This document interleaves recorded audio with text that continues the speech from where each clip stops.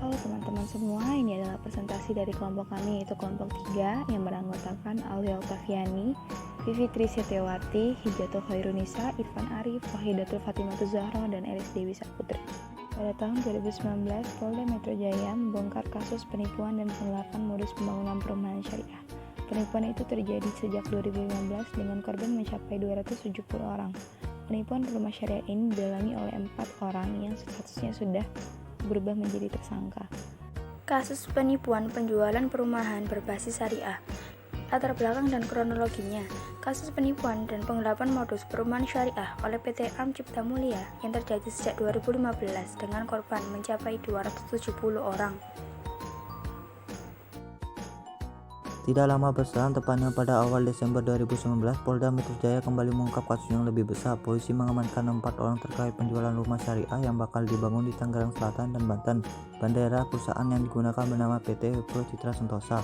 Berdasarkan hasil pemeriksaan, uang para korban digunakan untuk pembebasan tanah seluas 1,4 hektar.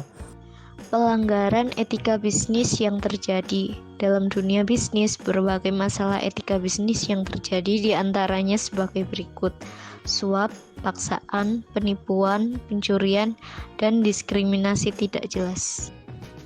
Dalam kasus tersebut, pelanggaran terberat yang terjadi adalah mengenai prinsip kejujuran, di mana sebelumnya para pelaku menjanjikan pembangunan perumahan itu rampung pada bulan Desember 2018, namun hingga bulan Maret 2019, rumah tersebut tidak diberikan kepada para pelanggan atau korban.